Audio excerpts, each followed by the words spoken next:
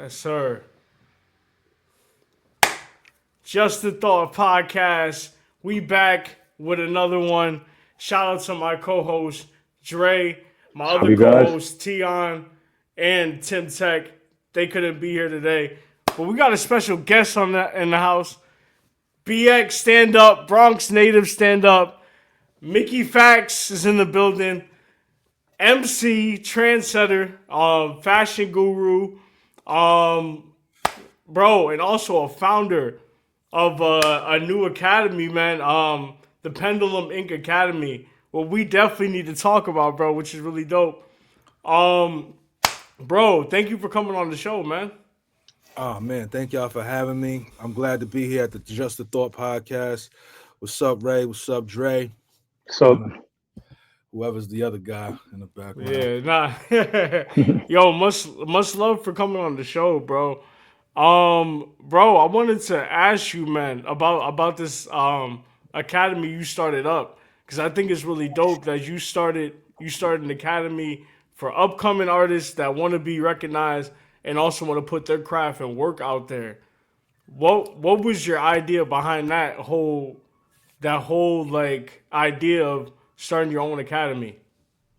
Um, a lot of it was it's a long story, but I'm gonna try to make it short. I gotta show love to Lupe. He had me come through to a show in 2012. Um and he was telling me about it, and he was telling me about he wanted to put a like a guild where we teach MCs.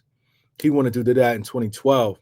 So me and him started talking every day from like 2012, up until about 2022 about Sosa, which is the guild that he put together. And once he went to MIT, Sosa kind of took like a back seat to what he was doing. So I decided to, with me and Chilla Jones, who was also in Sosa, we decided to create our own academy for MCs, and a lot of that catalyst came from seeing Black Rob and DMX pass away along with Shock G, and seeing that their affairs weren't in order, and it's like, yo, what can an MC retire to? And I felt, maybe we can teach MCs how to rap, by going to colleges and stuff like that. But a lot of that, we were turned down a lot, so we decided to do it on our own. Yeah, yo, that's respect. Yo, what made you like? What helped you stay consistent during that? Cause like getting turned down offer after offer, especially in our community, it's hard to get a handout, right? Like we don't like supporting each other, right? Yeah. How hard like what helped you stay consistent and like to put that message out there? Cause that's a lot of work to do. You know what I'm saying? Um, I just I felt like there was a void, and whenever there's a void for something, and you have the fortitude and the hustle to make it work, I think that you can, be successful at it. And I felt like people were, I have a little bit of a name, you know what I'm saying? I mean, I'm here, right? And I think that people kind of wanted to see what could happen, and I tapped into a lot of favors that I have. A lot of MCs, owed me favors. And, for me, I just tapped into my Rolodex and was able to make a lot of things happen that a lot of people probably couldn't make happen.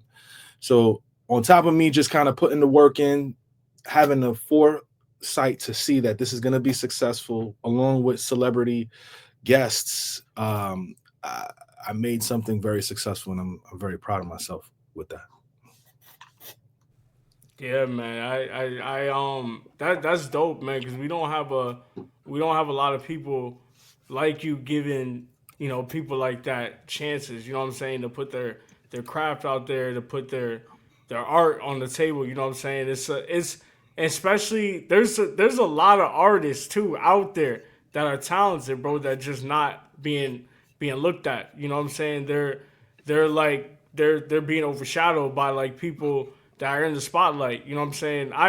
Where me and Dre come from, we come from CT. We're from the hmm tri-state too, but we're not from New York. We're from CT. That's for Connecticut. For y'all don't know. And there's a lot of talent out there, bro.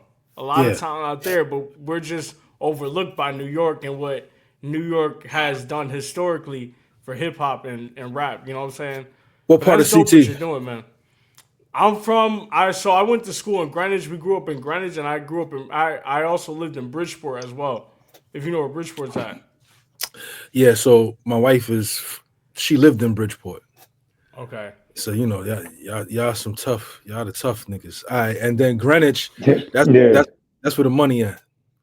Mom's side from Greenwich, dad's side from Bridgeport. Yeah. You know. Yeah, it makes sense. Mom's was, Hmm. she was doing her thing. She was up, good upbringing. Dad was in the hood. You know, Yeah. that's love. That's love. So Yo, let with me. So go ahead, go, Jay. I have a question. So like with like the kind of like raising people and MCs up in your tutelage, like who kind of was there anybody ever for you growing up that ever like kind of reach out and kind of help kind of uplift you or mentor you, or was it more so like you kind of had to be that person for everybody else? Um, in the beginning, not really. I didn't really have a mentor or anybody like that. Early on, Sway from Sway in the Morning Show, he kind of was like in my ear a lot, along with Rich Nice. And then later on in my career, like Q-Tip stepped in. Wait, And hold on. Wait. Rich Nice. Wait, hold on. Rich Nice did a track called Outstanding. Is that the Rich Nice you're talking about? nah, I'm talking about Rich Nice, who was it this Rich Nice? It might have been. I He don't did think a so he though. did a sound back. He did a song back then Yep, called yep, that, Outstanding. That is yep, him. yep, Okay. yep. That's him. Okay. Yeah. Okay. So Rich Okay. Nice, he's been in my corner since like 2008. Um, and yeah, he's one of those guys. And then Q-Tip around 2013, 2012, 2013, he became my mentor a lot. And we were talking for about pretty much all the time, aside from him and Lupe. But me and Lupe are like the same age, so that was kind of more like a brotherhood as opposed to like a mentoring thing. He looked at me as his equal, from a lyricist standpoint, not like a success standpoint, but like from a fashion sense and from lyricism. I hear you. But also, success. I feel like that's what was it they say? Objective. Because Yeah, everybody has their own path and stuff. But I know what you mean. But I yeah, respect that. yeah. Let me ask you this: growing up in the X, right? Growing up in the X, who like how did you get introduced to music? Like what when you first heard hip hop? Because obviously the X is the birthplace of hip hop, right? Cool Herc, Cedric Ave, all that. But like when you first heard hip hop, like can you remember the song and what did you feel when you heard it? Okay, so that's a two-part answer. So the first answer is my father was rapping to me in my mother's stomach. I saw that. Okay, I look. So that was like 19, that had to be 1982 because I was born in 82. I'm 42 now. So that was 1982. He was rapping to me in my mom's stomach. So like that, theoretically, that was the first time of me hearing anything, right? Then 1980, I guess 88, 89, Big Daddy Kane, Ain't No Half Stepping. For me, again, you got to remember, man, like back then, like there wasn't really no social media. So like everything that we saw, we had to live with those feelings and express it to the people in person, you know. And there's nothing wrong with that. Like I'm sure that there are people who probably freak out if they saw somebody that they've been following online. But Big Daddy Kane, the first time I saw him, obviously was Video Music Box. So you got this guy, high top fade, jewelry on. He was fly, girls on him. The video was in a boxing ring, so he's beating homie up, dancing, and he's mad lyrical. So it was just like it was like sensory overload. I was like, yo, this nigga's the GOAT. Like, look what everything he's doing. Nah, Kane was the real deal. Kane was the real deal for real. He So yeah, really so was. so he was the first person that I heard and kind of and said, okay. And then from there, you know, again, we had Video Music Box and we had the box, and sometimes MTV would play stuff, but really it was Video Music Box. So like from him, it was Rakim and then KRS, and then it started to trickle, so on and so forth. And I was able to kind of fall in love with this genre from that standpoint, you know. So as I'm listening to you say this, are you saying when you were younger you looked at Big Daddy Kane as the king of New York?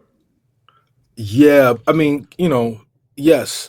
I mean, everybody thought Rakim was that guy, but you got to think about everybody. The first time they hear somebody rap and they're really good, that's who you kind of gravitate to.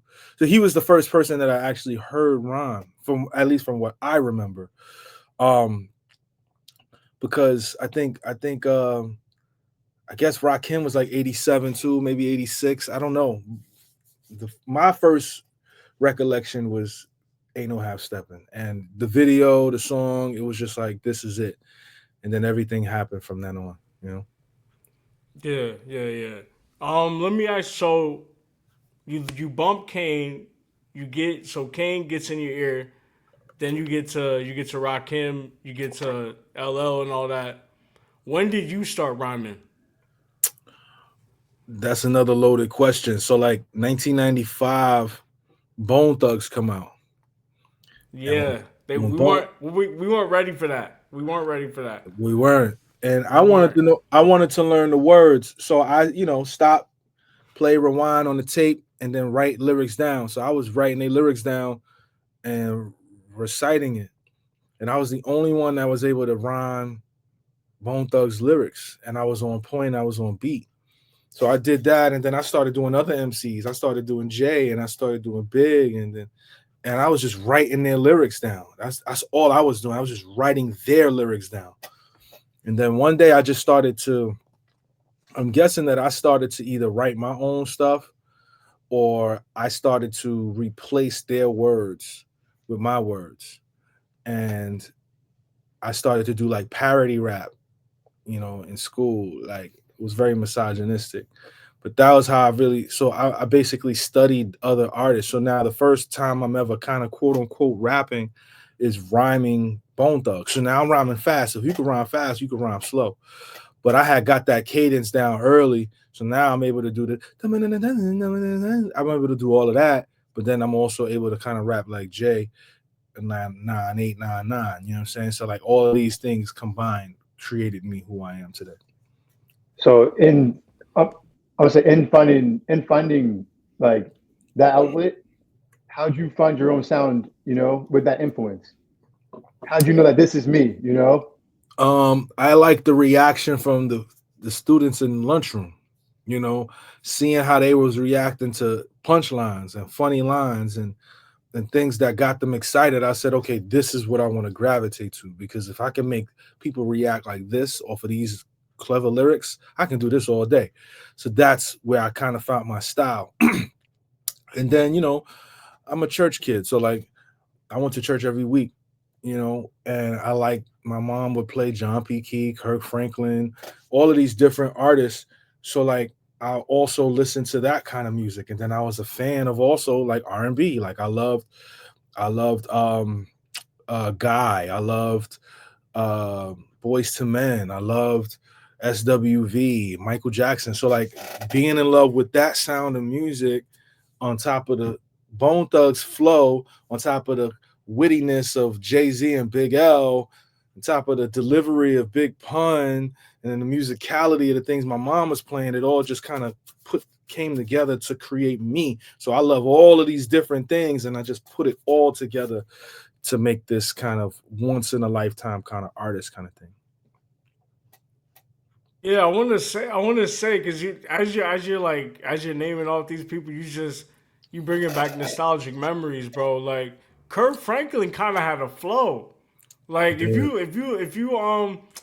listen, I don't know what the album is called, but it's the album with the GP. Are you with me? Like Oh yeah, that's God's if property. if you listen to that, like Kurt Franklin was like, it was, yes, it's gospel music, but that's hip hop. Like Yeah. if you know people that like hip hop, they bump that album. Like your mom was playing that album at some point in their life. Yeah. Like Yeah. Dre, no, our moms was playing Yeah, that Kirk album Franklin, back then. Like, you know Kirk what I'm Franklin and the saying? family. Like, GP, Yeah, are you with me? You know what I'm saying? Like, yeah, like that's dope to hear that your influence comes from not only rap but like gospel and R&B. And then you said SWV.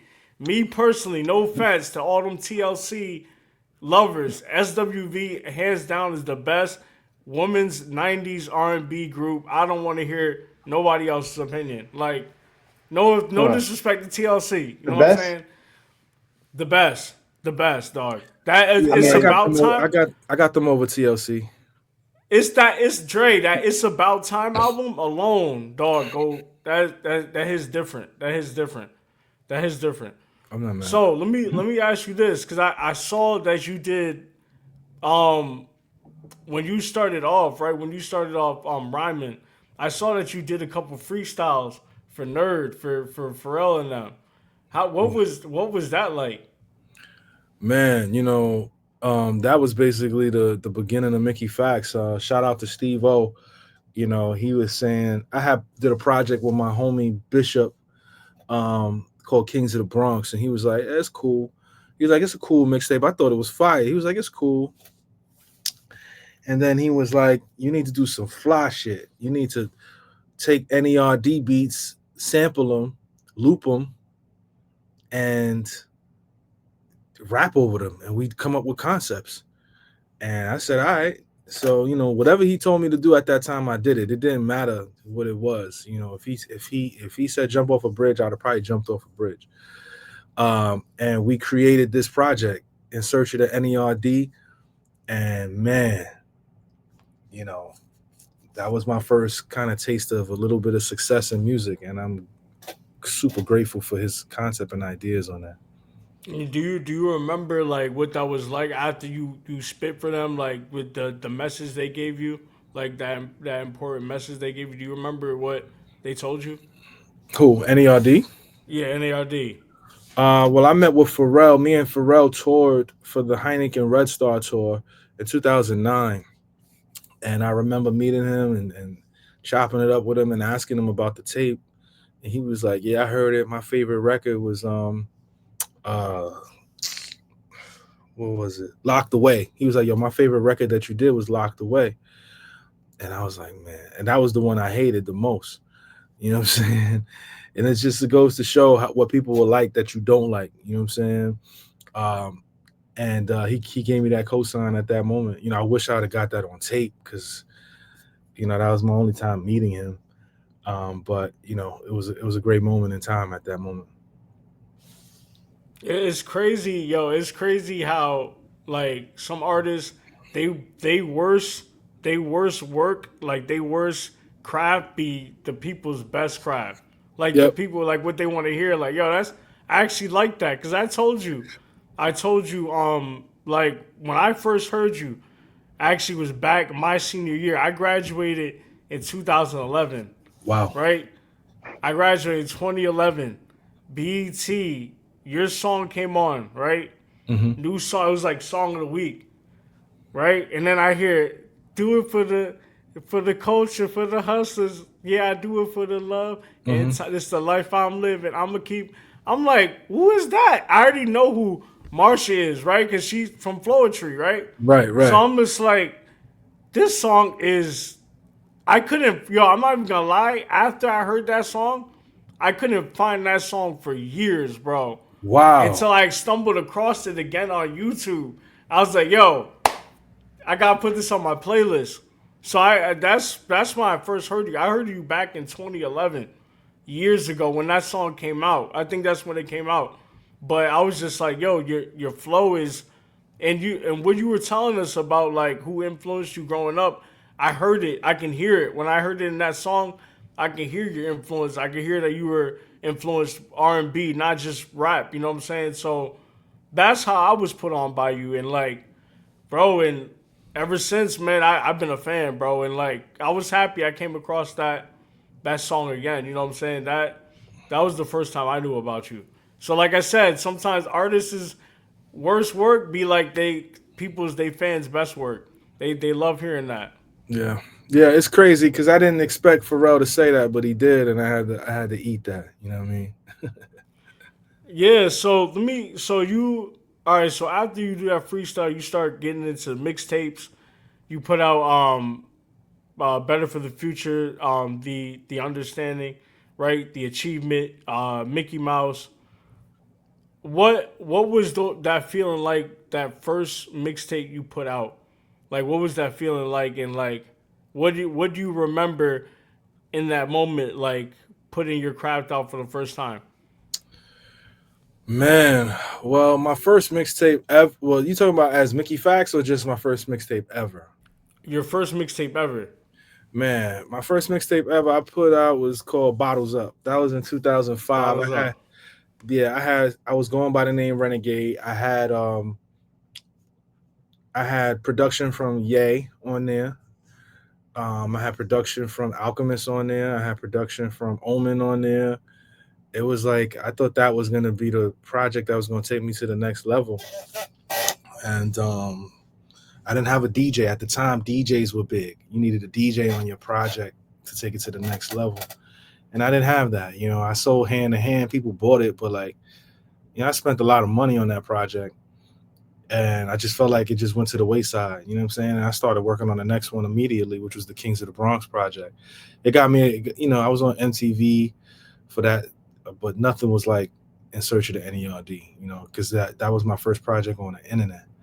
And, you know, I saw that I was touching people all over the world, you know, and I think that was the separation for me at that moment. You know what I mean? Yeah, yeah. And like, what is like? Cause you put out both mixtapes and albums.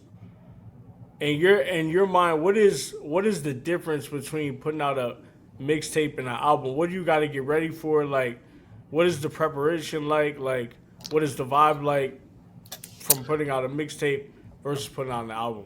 Well, a mixtape, to me, a mixtape is you just kind of showing your skills. Um, in my mind, you just want to get it done real quick if you can and show your skills. Just rapping like a maniac on there. Not a lot of concept stuff. Album stuff is more musical, more your story, more your feelings at the moment and at that time. A lot of more personal records, potential hit records on there. I think that's the difference for me. Mm. And what is like? Because I ask artists this all the time. What is your favorite mixtape you put out, and what is your favorite album you put out? Um, my favorite mixtape, my favorite mixtape is probably gonna be either Why or I Said Joe. It's between those two. It's either Why or I Said Joe. Um, my favorite album is probably Mickey Mouse. Mickey Mouse is probably my favorite album.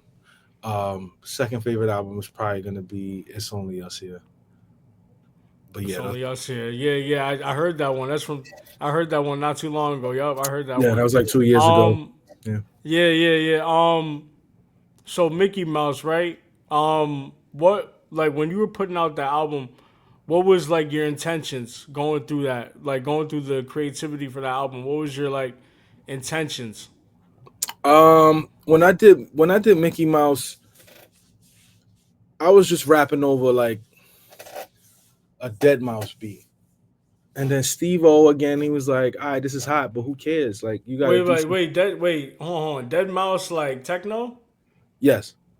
You see, Oh, even the way it's okay. spelled on the album is the same, like similar. Yeah, yeah, yeah, yeah. So I was rapping over this joint called Strobe from Dead Mouse. And I played it for Steve O. He was like, all right, you know, that's cool. But who's gonna care? You know what I'm saying? Like you need to do something that's innovative. Why don't you rap from since you like art so much, why don't you rap from the perspective of an artist, a painter that was in the 1980s and just tell a story and do it over this kind of music? And I didn't understand it at first because it didn't make sense to me. I was like, what? Like That don't make no sense. But you know, Steve, he has some of the greatest ideas ever. I might do an appreciation post of that man at some point because he Yeah, deserves it. you got I to. think I'm gonna have to because you know it's a lot of my earlier works. He was really the catalyst for. Um, Get you people their know, flowers when they're here. yeah, I might have to do a post on that. I'm gonna buy some stuff from him and do. But anyway, so like, um, he was like, "Yo, you should do that." And you know, I turned around and I did it, and it's literally like my magnum opus. People feel like that's the best project I've ever done. Yeah, I know it must have felt good to put that out there. Like, let me ask you this: when your family heard that, so your family versus your friends, right? Because you know your fans, your fans are your fans, but your family, your friends are your everything. What kind of feedback were your family, your friends giving you when you put out that album?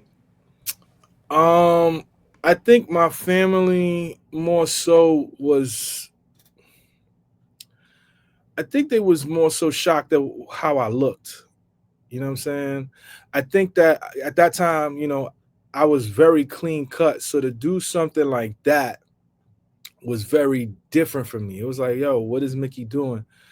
Why does he um why does he look like he ain't shaved in a couple months? Why is he dressed wearing the same outfits every single day? Um so I was doing that to become Mickey Mouse, you know what I'm saying? And for me, it was a situation where, you know, I they didn't hear the music. My family didn't really hear the music, you know, unless it was on like World Star. If it wasn't on World Star, my family did not hear my music.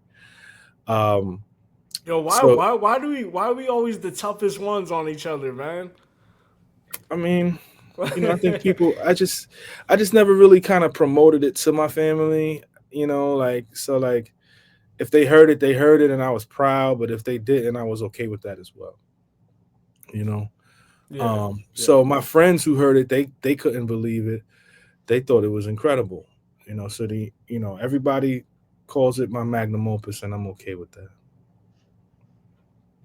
So you're really an Go artist, ahead, though. Dre. You say you kind of delve into it. You kind of got into character for the project. Do you tend to do that a lot?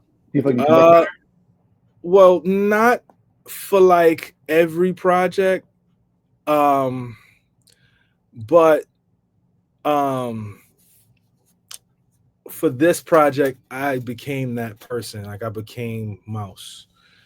Um, you know, I've did it like instances here and there. Like you know, when I did the Malcolm X record, Detroit Red. You know, I dyed my hair brown at the time, so that was kind of cool. Um, but aside from that, it's just really just me telling my story mostly. You know. Let me ask you this before we go into the battle raps, because like I said, I've been watching your craft for a minute. Who are some of the best collabs you work with? Like when it comes to putting your albums out, your mixtapes, who are some of your best collabs you worked with when it's time to put out a song? Um, Styles P, Pharrell Monch. Um, I got a record with John Legend, uh, Ye, Wayne, Drake, Cuddy. You know, I've been blessed to work with a lot of great artists. You know what I'm saying? So yeah.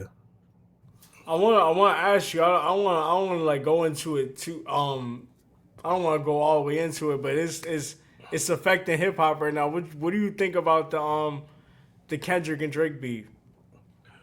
I think it's died down now a little bit. It's probably gonna get turned up again for the Super Bowl. But yeah, I think it was necessary for hip hop. I enjoyed it. I loved it. I thought it was great. You know what I'm saying? I think it was great for the culture. Competitive. Everybody was being too nice and friendly to each other. That's not hip hop. And you know, I hate when people be like, they don't do that in country music. Yeah, country music ain't rap, nigga. You know what I'm saying? And I'm not saying that everybody need to fight and argue now, but sometimes, you know, you got to get that, you know, we men, we got to get that testosterone out. And, you know, why not do it lyrically and put on a show? And I think they did that very well. I just think that Drake losing kind of made it a little weak, but it is what it is. I love Drake still, same as Kendrick. You know what I'm saying? Yeah. Nah. I mean, shout out to both artists, yo. Like people acting like, yeah. I mean, I mean, Kendrick. This is arguably one of the best diss tracks we heard. I mean, I said it before. It's in the top 5 for me. I got Ether. I got No Vaseline. I got Hit 'Em Up. I got Take Over, and then I got They Not Like Us. Back to back honorable mention. But I was trying to tell people this because I live in Spain. I live in Europe. I live in Oh, Europe now. oh, okay. Yeah, so I was trying to tell people this because they're like, oh, Drake, da da da. But it's like, listen, like, yeah, he got flamed, but it don't like that don't mean his like. Don't forget, we got Take Care. Nothing was the same. We got all those albums that man put out from 2020, like from 2012 till 2018. Like we could say Drake was untouchable. We're not gonna discard that just because he lost. Like I hate that. I hate when people talking like that. Like yeah, he took it that, but it's not over for Drake. It's Nah, not. it's definitely not over. It's not over. I just think that anything, we got to see what happens when he put out new music. Right now, it might be quiet. I ain't gonna hold you. It's been real quiet. The last few projects, I feel like the target demographic has been. I feel like he needs to grow as an artist a little bit. I think like because he's older, than the majority of the people he's rapping about, and the things he's rapping about. People go through metamorphoses and whatnot, and I felt like he kind of spanned the same point for some Yep. time now. Like I've been out of college for almost like I'm 30 now. I was in college when Back to Back came out, and like it's the same stuff. Yeah. But like I think people learn. I think it was a good challenge for him, and I can't wait to see what he does with what he got from this lesson. It's gonna be quiet right now, but I know he's gonna come back. And I think I appreciate Kendrick too for kind of pushing him a little bit in that kind of testing kind of what he's been accumulating himself to be these past few years, and also like kind of getting back to the culture and the roots of how hip hop beef kind of navigate. We now see in real time, like do you really participate in what this is supposed to be and what this means, and we kind of seen it play out. But it's been real fun. I definitely agree. Yeah, I mean, I just think that, it was fun to see. I was having a blast watching it. I ain't gonna lie to you. I just wish that Drake would have kept going. If he'd have kept going, the outcome might have been a little bit easier for him as opposed to just stopping. You know what I'm saying? Like, even though he had the last record, quote unquote, it just felt like he was whining a little bit. And that's my guy, but I don't know, man. I don't know. That's what it is. Yeah, we gonna see what happens, man. I don't. It's gonna be hard to come back from that.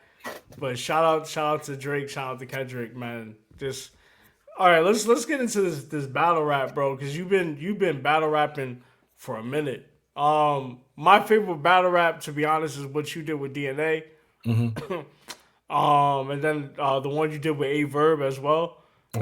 That was a dope one. What made you start battle rapping, bro? And like what is the difference from battle rapping to like freestyling against somebody? Well, um, I've done 4 or 5 battles. I don't have a lot. But I've battled. I mean, you could technically say that, in 10 years I've done 5 battles, so that's one every 2 years basically that I come outside. I don't frequent the space like that. But I think the main difference between freestyling with another artist is freestyling against somebody, writing lyrics, and battling somebody is just insulting that person and picking apart their flaws and them as a man or a woman. Whereas freestyling, you just going in and just trying to prove who is the better rapper. And I think for me, I only do if I'm gonna do a battle, I want to get compensated for it. Whereas like a freestyle with like other people, I might get paid, but it ain't gonna be like the battle stuff. The battle stuff, you get a bigger check. So to me, I think that's the biggest difference: the money aspect and the insulting aspect. Is nothing left off the table when you battle rap? Like, is anything go? Like, when you battle rap somebody, like, do you agree? Like, you can say whatever you want, or is there a limit to where you could go? Um, like I said, I man, heard I'm I heard some I heard some foul I heard some foul shit, especially from shout out to what's the dude's name with the dreads? Tall dude, Crip. He's a Crip. Arsenal. Arsenal be disrespectful. That's why I'm asking you. Like, is there any limit you can go, or is there like anything goes? Um, I feel like I don't really care, honestly. I haven't really had anybody like go to that level. I mean, I think DNA said something about my wife at one point in the battle. I didn't like, and then me and him talked about it afterwards. He apologized. But aside from that, like I don't really, you can say whatever you want. You know what I'm saying? I really just do the battles. I try to just be as creative as possible. I want to show that I'm a better rapper than you. And I don't know if battle rap is about that anymore. I think battle rap is about, who can have the most punches and who can insult the person more. And I don't know if I want to be in a space like that. I want to prove that I actually rap better than you. And I don't know if battle rap does that anymore, if that makes sense. Yeah, yeah, yeah. Who No, who? Give me your. Go ahead, Dre. Go ahead, Dre. no, I was gonna say like even with this battle rap too, like we kind of don't see a lot of people having rap beefs like in the music anymore. A lot of it is coming outside of the actual music, and I thought it's kind of interesting, because like people want to hear these events happen and play out, kind of like the Drake and Kendrick beef, not to go backwards, but like, like do you still feel like rap is kind of where it was at when you started, or do you feel like it's evolved where these new stories are kind of lackluster just because of where we're at in time? Um, I think things are, you know, we have to accept things for what they are right now. We just came off of the biggest battle probably in the history of hip hop. I think before this was probably Jay and Nas, and before Jay and Nas was probably Big and Pac. So I think that Drake and Kendrick has surpassed both on a mainstream scale level, and it's going to be hard to kind of top that. As you can see, I don't know if you guys have been paying attention, but Joey Badass is calling out you know Kendrick, and then people from the Mm-hmm. West Coast are responding. So it's like it's been like this. The energy is there, but it's not the same. So Mm-hmm. I think that as long as everybody keeps it positive and nobody gets violent, I'm all here for it. With you. No, I was gonna ask you, bro. I was gonna ask you. Give me your top five. Who are your top five favorite battle rappers? Oh man, that's tough. I don't really. It's tough. I don't know if they're my top five. These are just the people currently that I like to watch. I don't want to rank them in the top five. I'll just give you the five people that I watch whenever something drops. And that's Mook, um, that's Lux, that's Rex, that's Rum Nitty, and A Ward. Those are the five that I watch consistently. Okay, I agree with that. I'm gonna put Mook in there. I'm gonna do five. I'm gonna put Mook, Charlie Clips, Lux. Hmm.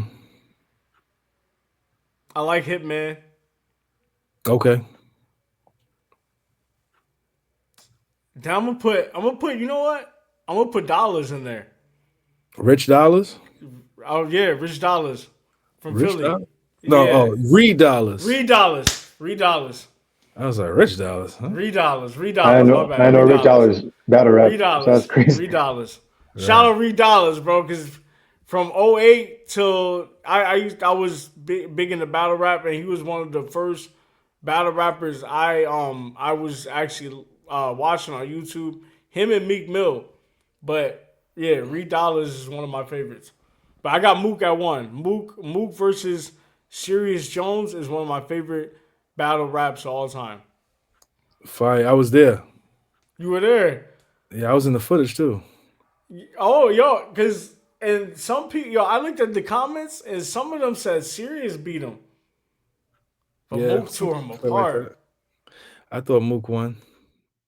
Mook tore him apart. Yeah, Mook tore him apart. Let me Yeah. let me let me let me ask you this.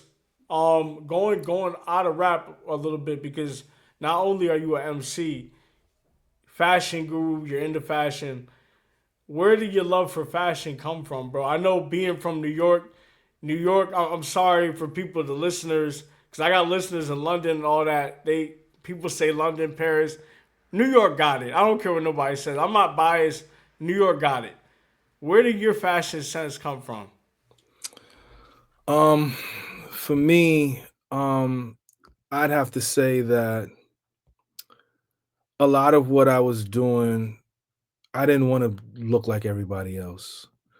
And I think that's where a lot of my style came from, not looking like everybody else. And I had, in my entire years on this planet, I've only had one pair of Jordans. And that's because I got them for free because I didn't want to dress like everybody else. So I've always worn Pradas or, Dolce & Gabbana sneakers or Y3 or Supras. If you look at pictures of me, you'll never see me in a pair of Jordans except for like the cover, the end search of the NERD I had on military fours, but they weren't my sneakers. Same thing on the cover of the inspiration. I had on some threes, but they weren't my sneakers. So like I've never owned a pair of Jordans, just one pair of Jordans, and they were white, black, and red twos. That's it. Those are the only Jordans I've ever owned. So just from a footwear standpoint, it was always Y3 or Super. And then from like a clothing standpoint, I always wanted to be fitted. I always wanted to wear fitted denim. I always wanted to have slim fit tops, streetwear shirts. Shout out to Lamar and Dolly. Shout out to Public School. Shout out to Black Apple. Those were the kind of clothes that I was wearing. I'm looking at my closet now. A lot of the stuff that I wear, I might throw a polo on now these days. But a lot of it is Y3 or Pendulum Ink. Yeah, this is a Pendulum hoodie that I created. You know what I'm saying? So like, If you don't yeah, mind, bro, drop if you could send me if I could buy that, if anywhere I can cop a hoodie to support, man, drop it oh in yeah, there, yeah, yeah. whatever, because I like to I buy one, appreciate bro. that. Because I think the whole, like I told you before, I think the whole academy, like the idea that you came up with, I think that's one of the best ideas for what you do. I think what you're doing is great, bro. Thank you, Seriously, brother. Thank you. Yeah, I mean, seriously, man. we still putting together more like right now we got 3 pieces of merch right now. We got an orange sweatshirt that we just released. We got a black and white t-shirt, and then we got this denim shirt that's really fire. And we got rugbies. We got this rugby that we about to start selling again. You know what I'm saying? Ooh, We got varsity jackets, we got cardigans. I feel like, with my style, like you said, I know what's fly and what's not fly. You know what I'm saying? Like I know this is our cardigan. You know what I mean? yeah, that's Hand tough. handmade. You know what I mean? So like, we do what we do. You know what I'm saying? Let me ask you this. How because nowadays baggy's coming back in style. Yeah. You got baggy coming back in style. You got bell bottom jeans coming back. How you feel about that making its return back into fashion? Um, you know, everybody gonna do what they do. I feel like I don't know if it's gonna I don't know if it's gonna be the overarching fashion space for a lot of people, especially all over the country. I think they're trying to, but it's not really nobody that's a fashion influencer that's doing it that's making people want to do it as well. I still think clever patchwork stuff is always going to hit hard. I still feel like black. You can't go wrong with black and white and futuristic, looks. I feel like Drake has been doing the bell bottom thing. I think I seen Kendrick with the cowboy boots and stuff like that. But like, nah, man, I think some things are just traditional. I think accessory pieces are gonna still reign supreme, like fur hats and stuff like that, as opposed to and just mixing and matching, just putting together different pieces. You can go and get like an expensive Balenciaga piece and then go to the thrift store and get some like red pants with like a nice kick, and you good. You know what I'm saying? Like, it doesn't have to be all of this other stuff. I'm even thinking about getting like a jumpsuit. Like, I think I want a jumpsuit, bro. I think I want overalls, and I want like a like the race, the dudes that be on NASCAR and they just got the one piece fit. I want one of those. I want one of those, bro. You know what I'm saying? Like, as I don't see nobody doing that. If you look into the landscape of fashion and somebody not doing some shit, you want to be the first person to do the shit so that you can be like, yeah, I was doing that before that person. Yeah, I've been doing that.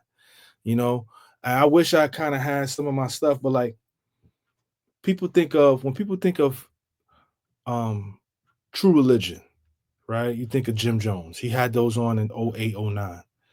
On the cover of Bottles Up, I have a pair of True Religion denim on, and that was 05. It's 2005, bro. Like, if I could find the artwork, the cover art, I could prove it. Like, this is 05. And I think, to me, and just to me, it's better to be in that space. So me telling you, Ray and Dre, right? Like, the one piece racing outfits, I kind of want to do, and I want to do overalls. Like, I want to put overalls on them. Yeah, I think it's important. Yeah. It's kind of like how you find your own sound. You find your own style and what works for you. And nothing's new underneath the sun. Everything that's out, we've seen it before. It just comes out in different editions and seasons. Right. And I think it's important as creatives, to be as creative as possible and think outside of the box. Like, I try to with every project I put out, every look. I've been thinking, I'm working out more now because at one point I was doing my thing and I just fell off, but I wanted to go into this year with sleeveless tees. I wanted to do sleeveless tees. You know what I'm saying? Like, because I feel like that was going to be a thing, you know what I'm saying? But I fell off, so I can't even do it like the way I want to. Yo, first and foremost, shout out to the True Religion wave, yo. The True Religion wave, I was on that wave. I was a little late. I started getting True Religion like 2009, 2010, around that. Let me ask you this, because you from the X. Would you prefer to wear a Timberland boot, or would you prefer to wear ACGs? Timberland boot for sure. Timberland. Okay. Yep. Okay. And what's the best Timberland you rock? Is it the regular constructions, or the Beef and Brox? Nah, construction joints. On, okay. Construction, man. Come on now. Yeah. Okay. Let's go back to the music, bro. Yeah, for sure. Let me ask you this, because I saw you on Funk Flex a couple times. On Sway in the morning. The five deadly is the 5 deadly sins or something like that. 5 fingers of death. 5 fingers of death. 5 fingers of death. Yeah, 5 fingers of death.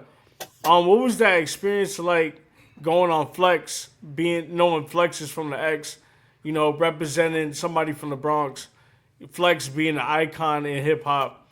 What was that feeling like going on and freestyling for somebody like Funk Flex? Man, we talking about somebody who I used to listen to, 1997, 1998, when he was playing, Big and Mace and the Locks and DMX, and I would tape his shows, man. Like that was like a big deal for me. You know what I'm saying? And I was grateful that I was able to kind of go up there and rob. You know what I'm saying? He's a legend. He's a Bronx legend to me. I know he might have said some things that might have angered some people here and there, but to me, he's a Bronx legend. I'll always revere him as such. So that was great. And then Sway, you know, I didn't went up to Sway. The last time I was up on Sway was about 9 years ago, man. Like I haven't rhymed on Sway on the radio station in 9 years. I did like, you know, his overtime series, which was like 5 years ago, but like I haven't rhymed on the radio for him in about 9 years. And you know, I miss bro, but I've been rhyming on his platform. You know, he said I had a top 10 freestyle on his platform. Top 10 freestyle on his platform. I know if I reach out to him and ask him if is it still a top 10 freestyle, he probably will say yes. You know, because of what transpired, you know.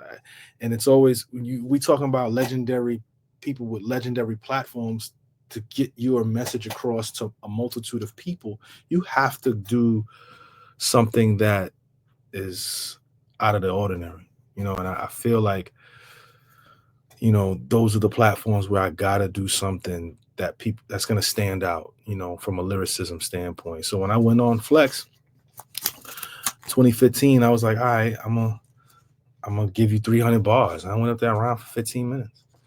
Second time, you know, I went up there, I did the comic book rap, you know, and those two are etched in stone in Sway's mind. You know what I mean? It's a beautiful thing. And even with Flex, you know, I gave him the credit rap. I rapped about credit, and I went viral so many times in the Black community, and I'm grateful for that. You know, so you know, I always try to do something that's outside of the box on platforms like that. I went on Drink Champs and round about financial literacy. You know what I'm saying? Like, it's just certain things you just gotta kind of do. You know, when you're doing those kind of situations. Let me ask you this: as an artist, as a creator, do you create to put out what you already know, or do you create while you're learning in the process? Oh, both. This when it's stuff that I already know, I try my best to speak from a space where I have lost, learned, and conquered. When I'm learning, I try to put that stuff in the lyrics, man. It's important because we as Black people, we are driven to the drum, you know, the African drum and the soundscapes of life. And you could put lyric to drum and sound, you can captivate anybody. Why do you think so many people are the way they are in society? It's because of that, right? And me as an artist, when I was fixing my credit, that's when I wrote my credit rap. When I was learning financial literacy stuff, that's when I wrote that stuff for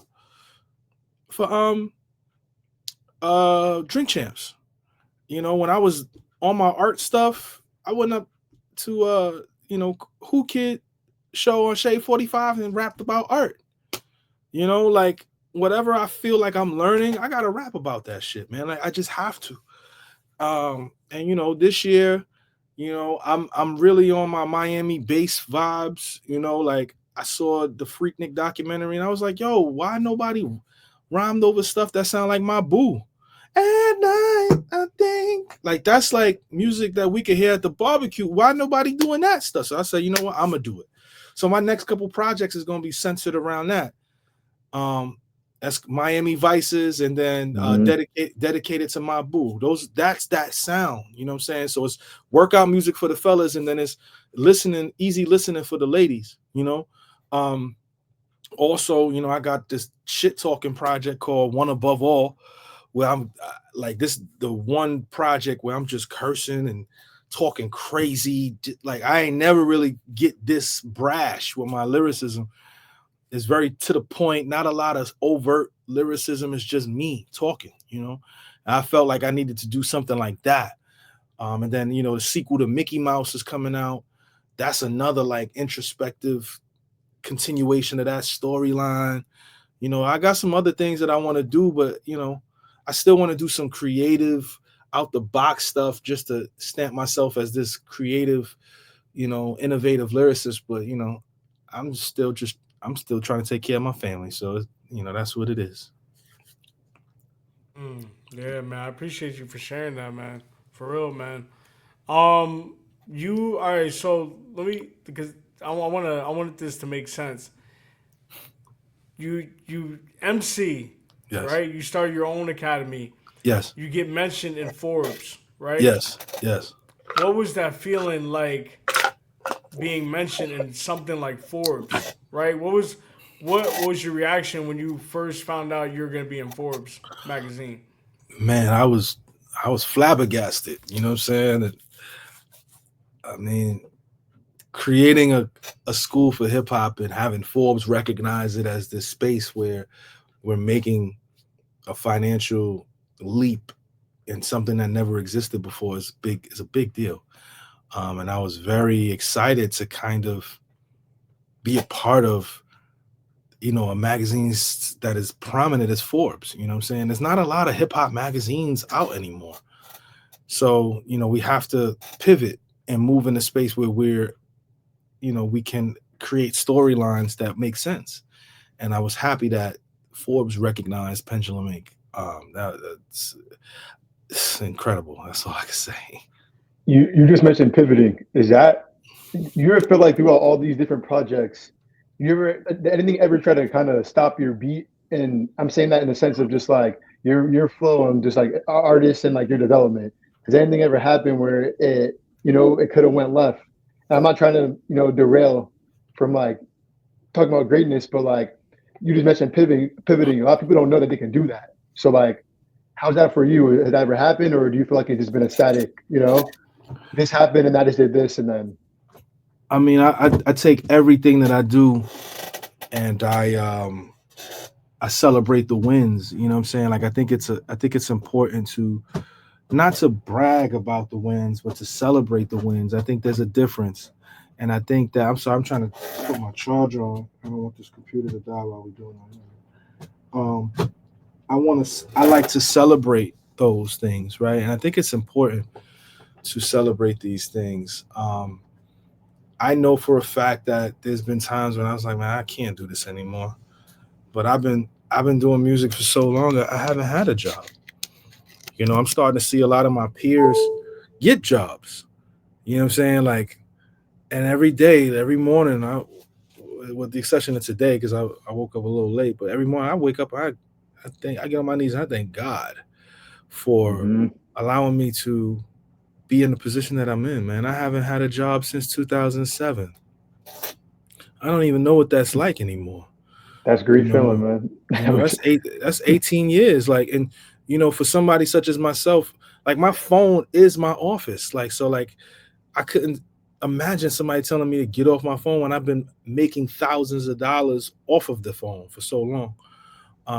Not to say that, you know, people that do make money, you know, that way, you know, salute. But for me, it's a different experience. And, you know, I'm just grateful to be in the space that I am, to provide for my family using the lyrics that I create from my mind, you know, and the opportunities that I get. I don't take it for granted. Even this interview, you know what I'm saying? I'm always grateful when people want to speak to me. I'm always grateful when people want to hear my story. I'm always, I look at it as a privilege. This is a privilege for me to do. You know, a lot of people wish and pray for these things. And, you know, I don't take it for granted. I really seriously don't.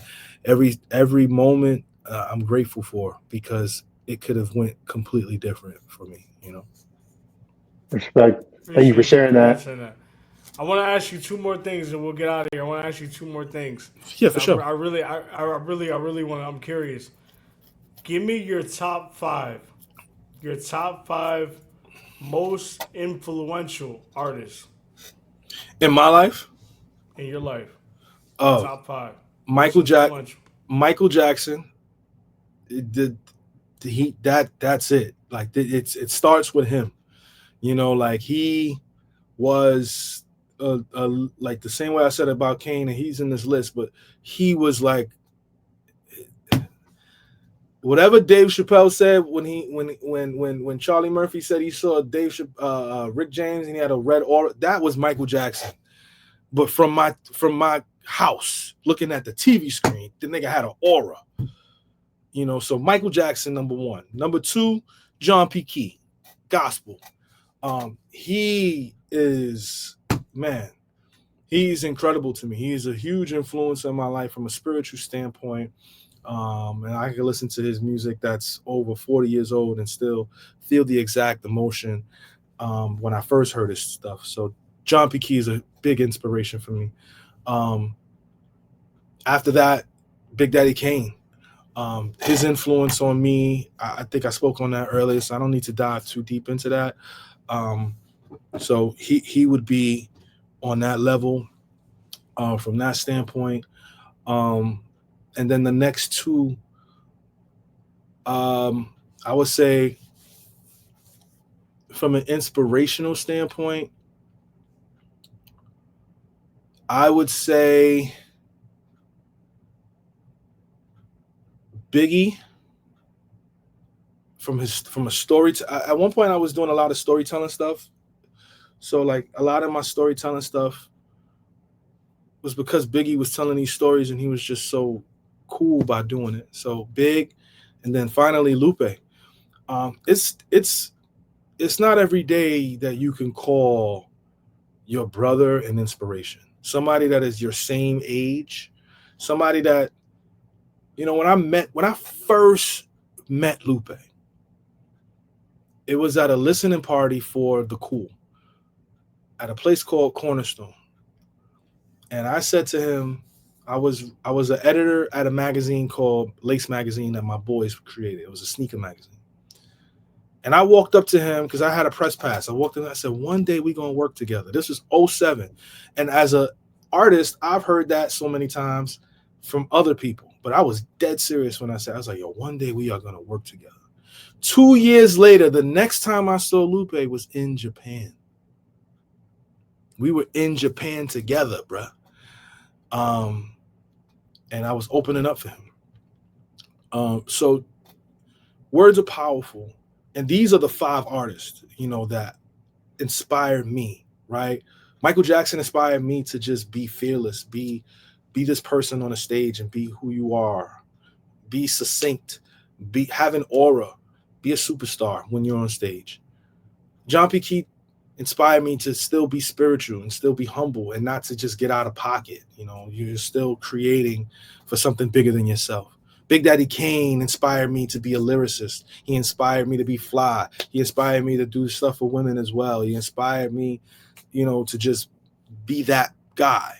Biggie inspired my storytelling abilities. He inspired, you know, embrace who you are. So I would put Biggie and Kanye there, honestly. You know, Biggie, Kanye, and maybe even Common. Like those 3, you know what I'm saying? Those 3 kind of really shaped me. You know, storytelling, you know, being brash and being who you are, and then the conscious side of myself, which a lot of that comes from Common. And then last but not least, Lupe. He inspired me to push the boundaries, right? Like rapping about the letter A without using the letter A, that's some Lupe shit, bro. You know what I'm saying? And he inspired me to do that. You know what I'm saying? So like that to me, like these are the 5/8 people. You know, I combine Biggie, Kanye, and Common in the same space. Your list was, I think, perfect, and how it flowed, it made perfect sense. All those artists are exactly that. They're storytellers, they're artists, and they make you think about things. You know, Yes, very yeah. conscious. Respect it. Thank you, bro. Thank you. Before I get you out of here, Take your time. Take your time. I want to ask you one more thing. And before I ask you, Common, Dre, we talked about this. Common is the most slept on rapper of all time.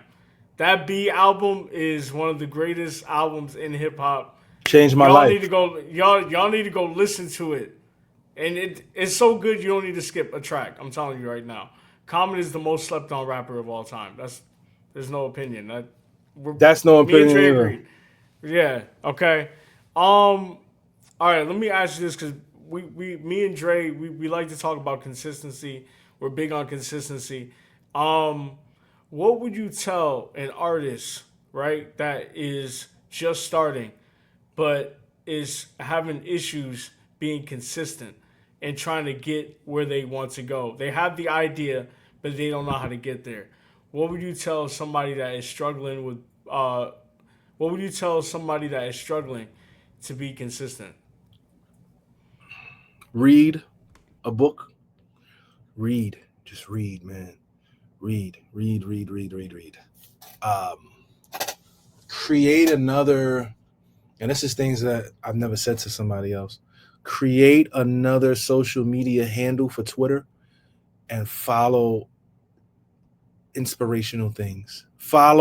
Don't follow women, don't follow basketball, don't follow sports, don't follow the crazy news. Follow inspiration, follow financial literacy, follow things that have an effect on human psyche. When you read and you tap into the emotion, you are secretly connecting your mind to your heart, which will then, when you purge it out, that is your spirit speaking, because the combined effort of these things create you. So I think those two things will enable you to be this crazy artist. And just, you got to be consistent. You got to just every day, just even if it's 8 bars, just write something. You know what I'm saying? Before this interview, I got another interview at 5:00 in person where, and that's the only reason why I was like, yo, I can only do an hour, where I have to kick 2 rhymes today, right? And I got the beats like 3 days ago. And to your point, Ray, right, when you asked me this question about top 5 influences, they sent me a lot of boom bap stuff, and I was like, whoa, man, I need something musical. I want a challenge. Like, people ain't never hear me on trap or snap, like a ATL snap kind of record. That's what I'm pulling up to do. And I had to dive deep into my business bag, right? Me talking about my life and but from a fly level, right? Like just fly talk. It's not even stunting, it's just fly talk. You know what I'm saying? Like, and I think that it's important for the people that are struggling. When you talk about yourself and the things that surround you, you will never have something to not talk about. Think about, even if Ray or Dre, let's say you guys were MCs. I'm not sure if you are or you aren't. You guys talk all the time, and I'm sure you guys talk about different things.